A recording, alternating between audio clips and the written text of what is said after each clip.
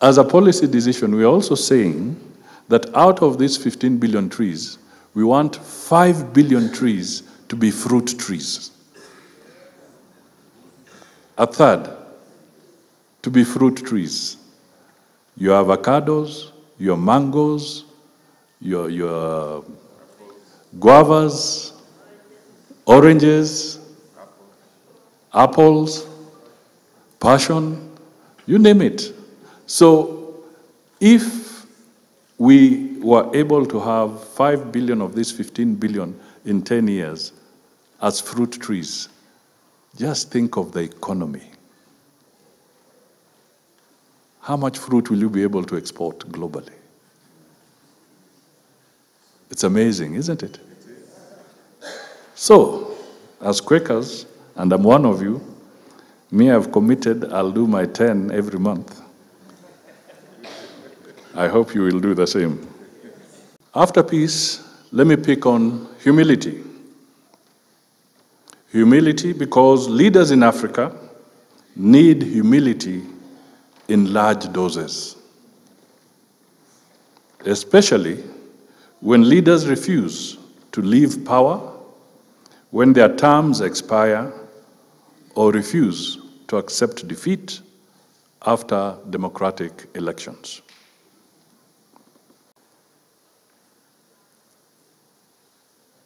And in Africa, it is recorded, according to AU, that there are about 116 conflict areas that relate to boundaries.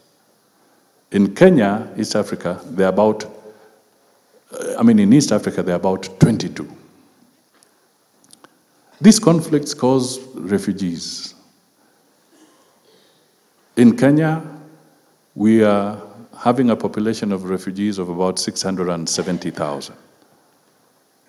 It becomes difficult, it puts pressure on the host communities, but because we are also tied to humanitarian efforts and the global aspect, you cannot chase them away. They have to be helped, they have to be supported, they have to be fed, they have to be educated, they have to get medical care. Now, this is the challenge. This is where the Quaker must put their best foot forward, so that you can be part of the solution, part of ensuring good integration of border communities, to have them to make them become harmonious, and at the same time to help them so that we can move away from this tension. And therefore, I come back now to what I said. Can that theologian also be an agricultural extension officer?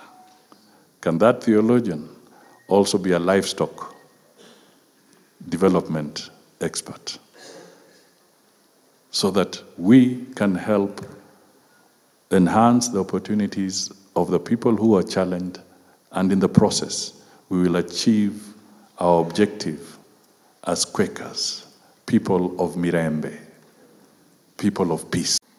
I pick on integrity because it is mainly in Africa where integrity is a choice. This is when corruption is embedded as a virtue in governance rather than a plague to be vanquished. Let me acknowledge one thing. On your behalf, but I know you will also say it, let me take this moment to thank the Vice Chancellor of Kabarak University for hosting us in his institution.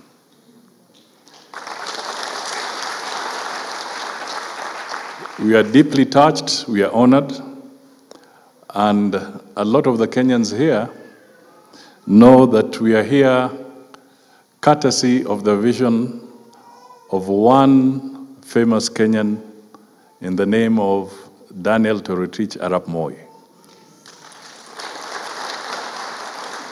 It is his vision and his commitment to education that bore fruit to this very institution that is now a source of pride for the people of Kenya. We really salute you, Professor, for keeping the flag up there. And we shall make more trips to honor your good work. So God bless you. We have a crisis of unemployment. My fellow Quakers, we have a crisis of unemployment. There are about 7 million young men and women, capable, able, schooled, but we have a crisis. We have to figure out what we shall do as a collective to sort out some of these problems. I may not know the full curricula at the French Theological College, for instance, but I think as Quakers,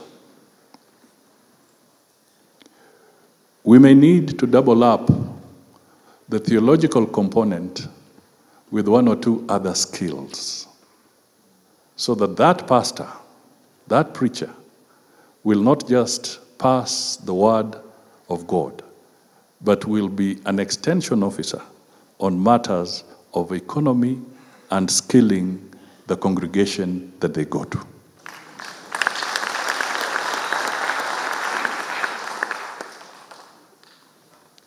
I would not mind if my pastor doubles up as an agricultural officer. I would not mind if my pastor doubled up as an ICT trainer. I would not mind if my pastor doubled up as a nurse. And I would not mind if my pastor also doubled up as a mechanic.